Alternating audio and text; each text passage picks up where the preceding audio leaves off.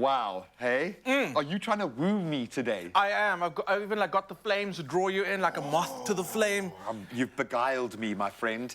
So yes, we are whipping up something really special today. Braai season is in full swing, and today we are throwing some trout on the grill, paired with a delicious caramelized potato bake featuring wasabi. It's going to enhance the flavor of this already flavorful trout beautifully.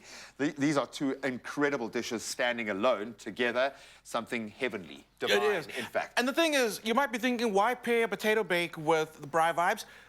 It's still kind of chilly outside. Yeah. So you got the freshness of your broccoli, your 10% broccoli, but then something a little warming, like soul warming, I'm coming through with that potato bake. What I like about this is a potato bake that becomes a main. So if you've got people who are eating away from the fish or away from meat or something like that, you can serve them something that's full value, deliciousness, amazingness. There we go. They're not getting like plan B. You know No, what I'm saying? they're not, they're You've not. got two plan A's here about to share the same table.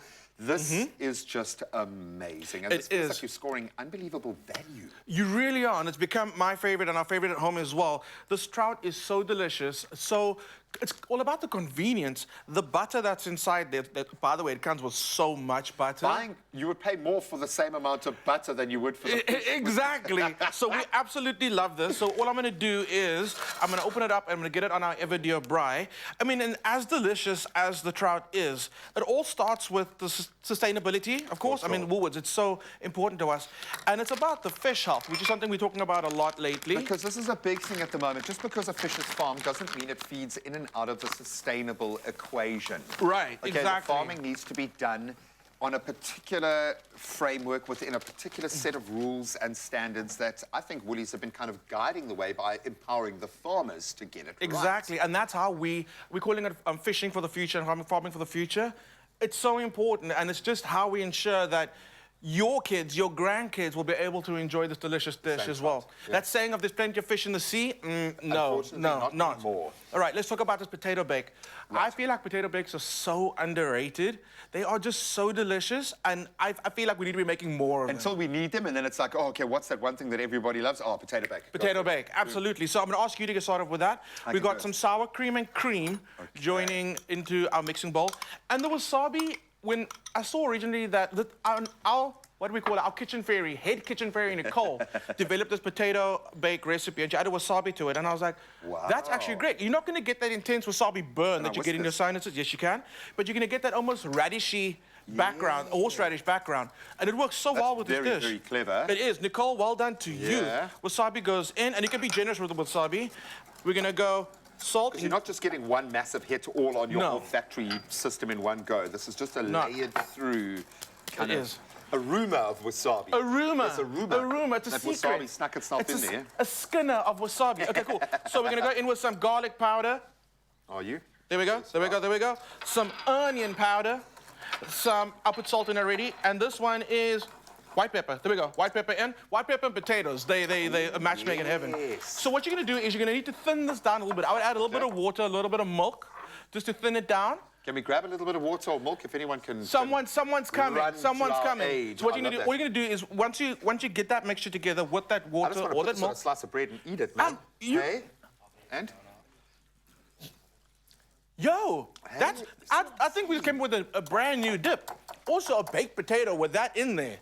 Get out of town. Wow. Get out of town. We just came with something really amazing. Okay. While we wait for our moisture, thank you, our chief hydrator. Salve mensa. Thank you. He with his eyes because he doesn't have a microphone. You see, now that is he is the most consummate professional that I've ever worked with.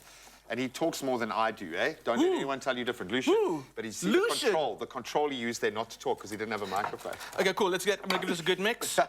We're gonna mix our potatoes with this. I want to do this as glamorously as I can, but I don't think glamorous not gonna happen right now. Into a dish. We didn't add any eggs. We didn't have to make a white sauce. It's so simple, true, so easy. easy. Quite a zhuzhy sauce without any of the French cooking techniques thrown in. It's very much just mix and get it all together. French cooking, what do you call this technique? I don't know. Bake. Make sure everything's covered in that sauce. You don't have to, if you want to really spend a lot of time like arranging them, cool. No, I like it like that. You get crispy ends. That's it. You want edges. You need edges when there's crisp, and caramelization, you need edges. There we go. With our trout, it's going nicely there. I would imagine we don't have to cook for too long, presumably. What are we going for? So what you want to do is you want to, and this is where the butter saves you.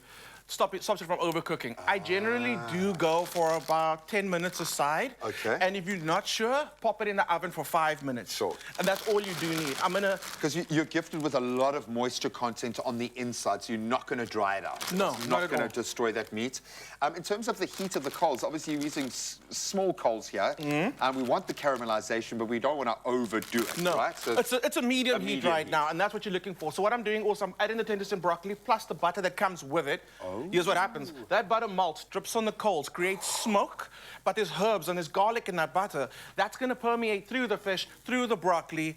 We're using one brine. You're going to try and do as much as you can on it, but at the same time create so much flavor. That's how you're doing it. And I'm thinking, if you've got a Weeber or you've got, like, you get yourself some tinfoil little buckies and things like that, you can make bakes on the brine as well with that same beautiful smoky flavor. Absolutely. What do we need to finish off here? We've got our crispy onions, which we put on everything. As soon as your bake comes out the oven, hit it with a little bit of that palm while it's still warm, so that it just melt. For the funkiness. And then yeah. extra crunch from the onion, crispy onions. Hit it on your broccoli as well. Hit it on everything. Please do it everywhere. Everything. I made a lasagna with the chili onion crisp the other day on the surface. My goodness, on a different level.